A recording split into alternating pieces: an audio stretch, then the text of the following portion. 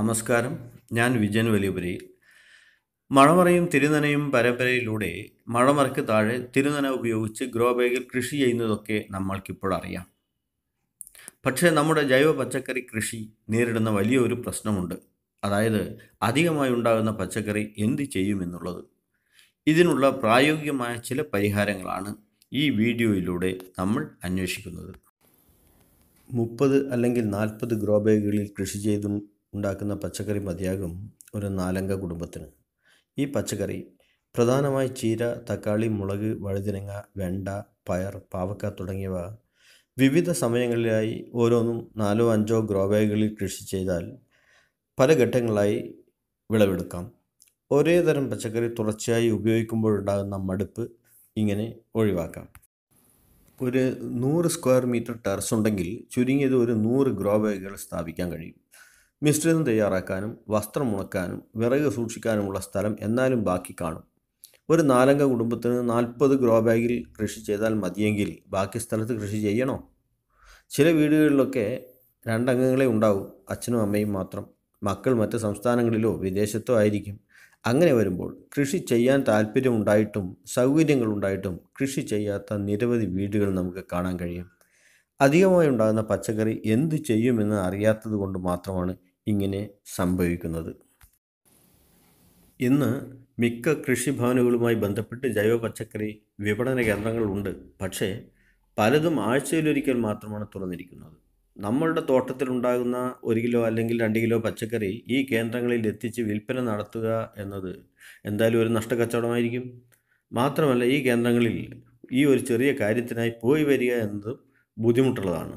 അതുകൊണ്ട് തന്നെ ജൈവ പച്ചക്കറിയുടെ വിപുലീകരണത്തിന് ഇന്ന് ഏറ്റവും വലിയ തടസ്സം ഒരു സുസജ്ജമായ വിപണന സംവിധാനം ഇല്ല എന്നുള്ളതാണ്. സാമൂഹ്യ പ്രതിബദ്ധതയും ഇച്ഛാശക്തിയുമുള്ള കുറച്ചു പേരെങ്കിലും നമ്മുടെ രാഷ്ട്രീയ നേതൃത്വത്തിലും കൃഷി വകുപ്പിലെ ഉന്നത ഉദ്യോഗസ്ഥരിലും ഉണ്ടെങ്കിൽ ഇതിന് പരിഹാരം കാണാനാവുന്നതേയുള്ളൂ. ജൈവ പച്ചക്കറികൾ ഉൽപ്പാദിപ്പിക്കുന്നിടത്ത് തന്നെ സംഭരിക്കാനും ആവശ്യമുള്ള ഉപഭോക്താക്കൾക്ക് അവ വീടുകളിൽ എത്തിച്ചു കൊടുക്കാനുമുള്ള സംവിധാനം സർക്കാർ തലത്തിൽ ഉണ്ടാകണം. നമ്മുടെ കേരളത്തിൽ 1079ഓളം കൃഷിഭവനുകളുണ്ട്. ഓരോ കൃഷിഭവൻ്റെയും പരിധിയിൽ 10-12 വാർഡുകൾ ഉണ്ടാകുമെന്ന് കരുതുക. ഒരു 3-4 വാർഡുകൾക്ക് ഒരാൾ എന്ന നിലക്ക് ഒരു 3000 രൂപ പ്രതിമാസം അലവൻസ് നൽകി പച്ചക്കറി വീടുകളിൽ നിന്ന് സംഭരിച്ച് വീടുകളിൽ വിതരണം നടത്താൻ ആളെ ഏർപ്പെടുത്താം. അങ്ങനെ വരുമ്പോൾ ഏകദേശം 4500 പേരെ അലവൻസ് നൽകി നിയമിച്ചാൽ വർഷത്തിൽ 16 കോടി രൂപ സർക്കാരിന് ചെലവ് വരും. കേന്ദ്ര സംസ്ഥാന സർക്കാരുകൾ പ്രതിവർഷം കൃഷി വികസനത്തിന് ചെലവാക്കുന്ന തുക വളരെ ഭീമമാണ്. 16 കോടി രൂപ വർഷത്തിൽ ഈ ഇനത്തിൽ ചെലവാക്കുന്നത് അതുകൊണ്ട് തന്നെ വളരെ നിസ്സാരവുമാണ്. 4500 പേർക്ക് ജോലി കൂടിയായി എന്നത് നമ്മൾ ഓർക്കണം. ഇവരെ നമുക്ക് പ്രൊക്യൂയേഴ്സ് ആൻഡ് സപ്ലയേഴ്സ്, അതായത് PS എന്ന് വിളിക്കാം. പച്ചക്കറി ഉൽപ്പാദിപ്പിക്കുന്നവരും ആവശ്യമുള്ളവരും അവരുടെ കൃഷിഭവനിൽ ഫോൺ മുഖേന പേർ രജിസ്റ്റർ ചെയ്യണം. ഈ നമ്പറുകൾ PSന് നൽകാം. PSൻ്റെ നമ്പർ രജിസ്റ്റർ ചെയ്തവർക്കും നൽകാം.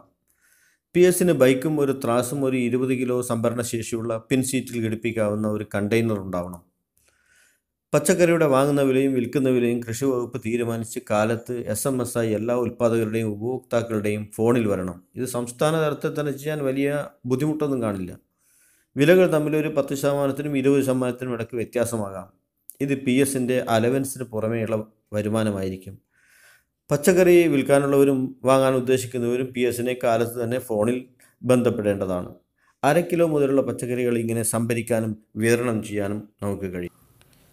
PS വാങ്ങുന്നതും വിൽക്കുന്നതും ജൈവ പച്ചക്കറി തന്നെയാണെന്ന് കൃഷിഭവൻ്റെ ഉദ്യോഗസ്ഥർ ഇടയ്ക്കിടയ്ക്ക് ഇൻസ്പെക്ഷനിലൂടെ ഉറപ്പുവരുത്തണം.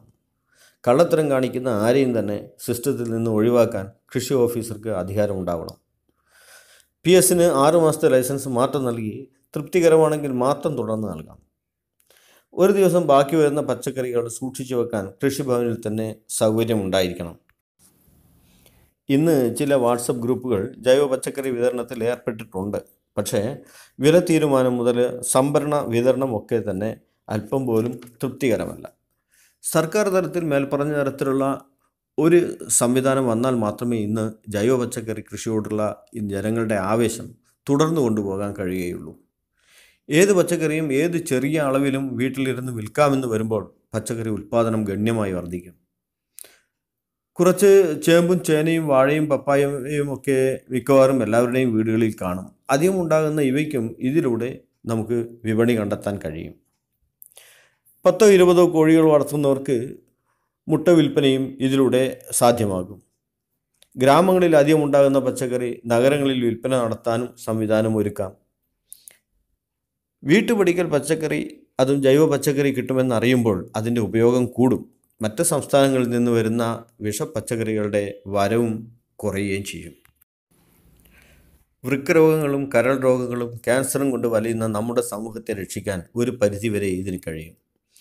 ഈ വീഡിയോയിൽ പറഞ്ഞ വിപണന രീതി പ്രായോഗികമാണെന്ന് നിങ്ങൾക്ക് തോന്നുന്നുണ്ടെങ്കിൽ കൃഷി വകുപ്പിലെ ഉന്നത ഉദ്യോഗസ്ഥരുടെ ശ്രദ്ധയിൽപ്പെടുത്തുക.